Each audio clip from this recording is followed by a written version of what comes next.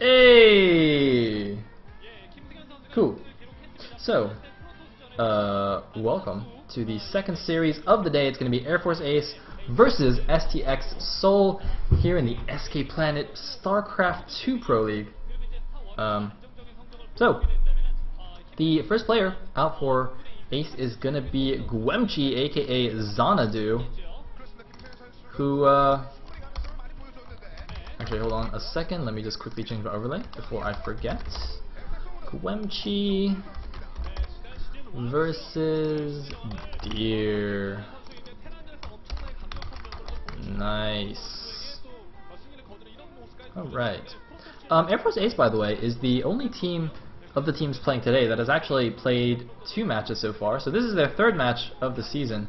And all the other teams just played their 2nd match today. So Air Force Ace, they played against, I think they played against Khan. Yeah, they played against Khan on opening day and they lost. And then they played against, spoiler alert, KT Rolster. Well, actually, it's been like almost a week, so I'm not going to spoil, or I don't care about spoilers. They played against KT Rolster on Monday or Tuesday, I can't remember which. And they actually beat KT, which last season would have been like an upset. It would have been a surprise.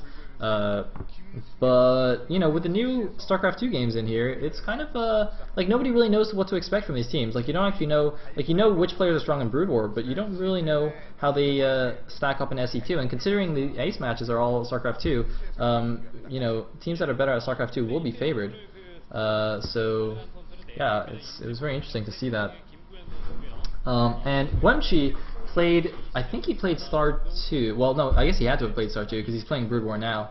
But I can't. Let me actually go have a look at who he played. Oh, he played a PvP against Rookie. That's right, and he took that down. STX on the other hand played against Stars and lost on opening day. So looking to pick up their first win here, whereas Ace are 1-1. Anyway, Guemchi going to be the Brown Protoss here at the top right. Or actually, wait, I think he was. I wasn't paying attention to what they were saying. Okay, I'm gonna have to wait. Oh, I'm sorry. No. It's the other way around. Guemchi's the red Protoss at the bottom right. Deer is the brown Protoss at the top right. Now, Deer, last season, he is notable because he was the first player, or he was the player to break Flash's win streak. Flash was on like, what was he on, like 11 games, 12 games, 13 games? Flash was on some ridiculous number of games win streak, and people were just like trying to figure out who would be the one to stop Flash. People were like, oh my god, it'll be Bisu, it'll be Fantasy, you know, and eventually it ended up being like this kind of semi, you know, unknown player, Deer, who had, you know, a very good win rate in PvT. He's kind of like a PvT specialist. But, you know, nobody really thought of him, and then he beat Flash. So, yeah, that's nothing to sneeze at. I mean, that in itself, that's like your one claim to fame, or, goddamn, claim to fame. Not claim to flame. Claim to flame would be, I don't know, like Orb or something. That's what he has. Just kidding. Heart Orb. I really like Orb. Oh, by the way, before I forget, just as I mentioned that, I want to give a shout out to somebody, and I can't remember his ID, so I'm going to quickly go check. I want to give a shout out to DJ Greasy Dusk is his ID on Team Liquid, because recently I was talking about how I'm going to start watching GSL VODs and looking for other good sources of StarCraft 2 content so that I can, you know, improve my own StarCraft 2 knowledge. And so, you know, a lot of people are like, oh yeah, just watch GSL, and so I actually bought the 2012 year-long GSL ticket. But then this guy's like, you know, you should also watch the ESV weeklies casted by Orb, because they're like really good, and Orb's really good. And I was like, okay, I'll try it. And actually, I enjoy the ESV weeklies more than the GSL VODs, to be honest. Orb is actually a fantastic caster, and I am not him, by the way. I am not Orb. But yeah, those are really nice. So I want to give a shout out to that guy for the recommendation.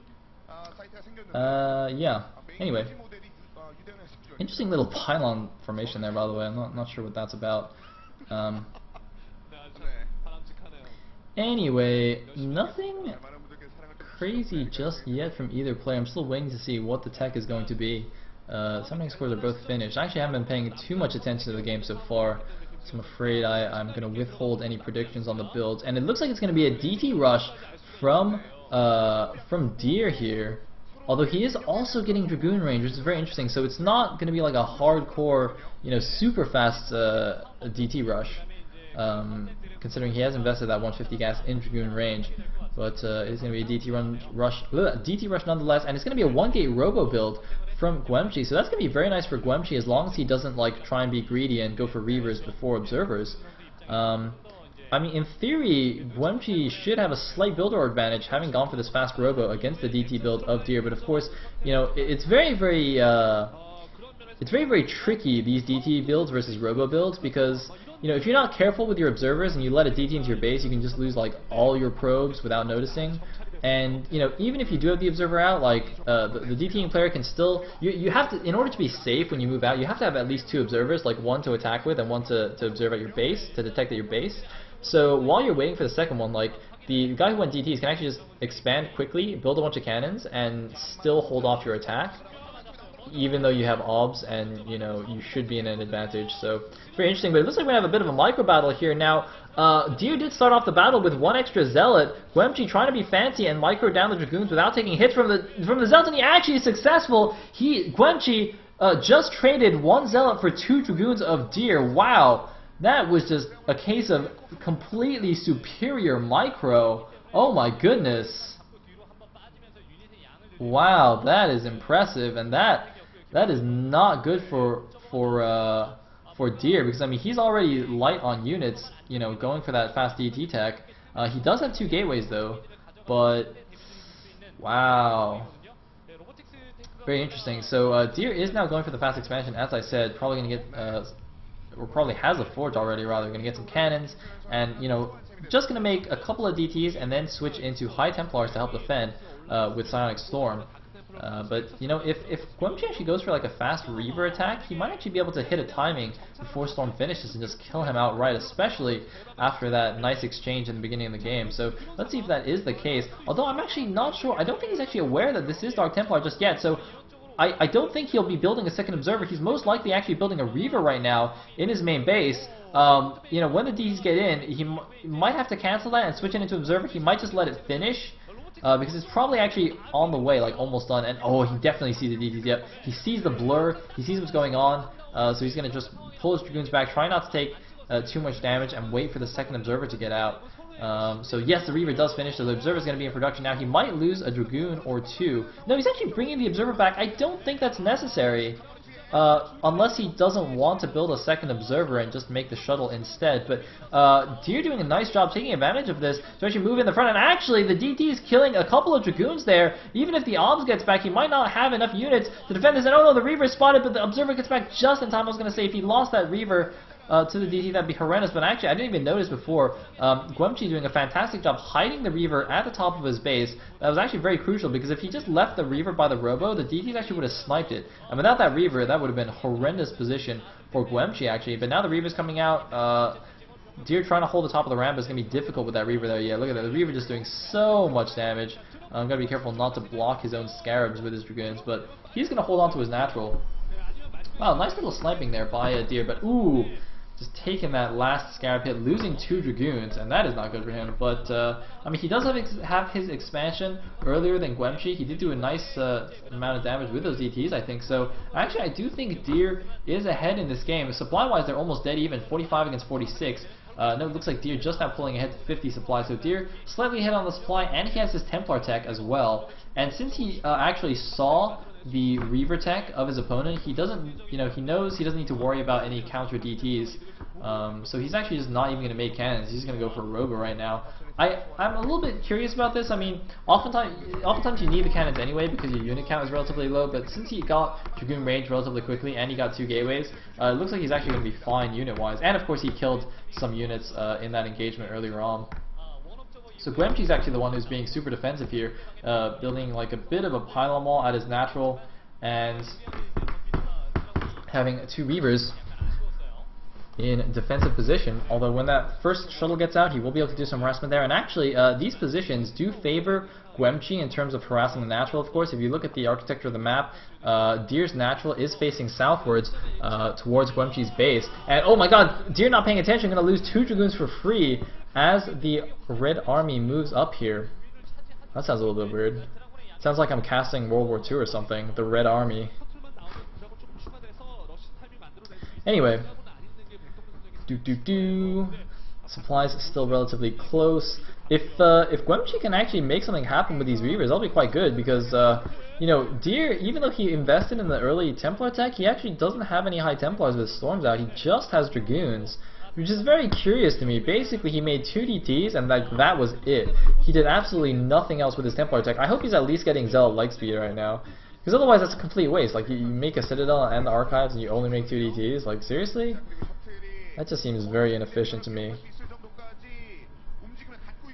Anyway, ooh, it looks like, well, I have some comments about the new mic. Actually, maybe, alright, well, we can talk about this after the game. I do welcome comments about the new audio/video quality since I have made some changes. But, so, yeah, just keep your comments in mind, and I will ask you guys about it after the game. But looks like we're gonna have a big engagement here, even though Guemchi's attacking uphill, the 2 Reavers proving to be too much, but oh my god!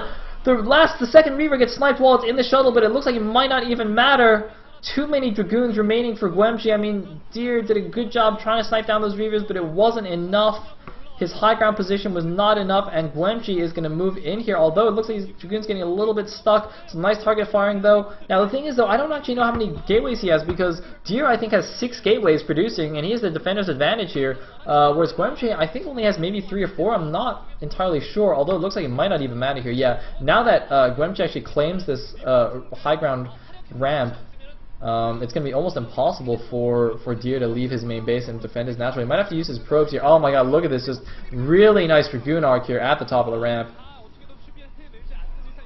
And more Dragoons being rallied here. Yeah, he only has 4 gateways against the 6 gateways of Deer, but it just doesn't matter. With that position, it's going to be impossible for Deer to get out. Looks like Deer actually just going to sack everything at his natural. I don't think he even pulled his probes. He's just going to mine as many minerals as possible before everything dies. But what is he going to do? He's behind, like, you know, almost 30 supply. He's contained in his main base. He's got Templar tech, but no Reaver tech to help break out. And there's the GG. And Guemchi is going to take game number 1 here for Air Force Ace. I gotta say, Air Force Ace has really been impressing me so far. I mean, even though they lost on opening day, in their games against KT, like, they won the Brood War set against KT. And now Guemchi has just taken out Deer. I mean, Guemchi looks like he's the new secret weapon for Air Force Ace here. What a baller. Man, how sick would that be if Air Force Ace just comes out of nowhere and wins Pro League this season? That would be pretty awesome.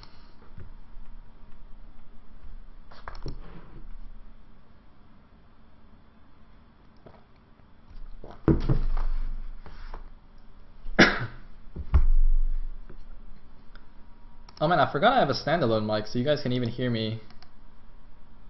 Like, I don't know, is there a mute button on this thing? I don't know.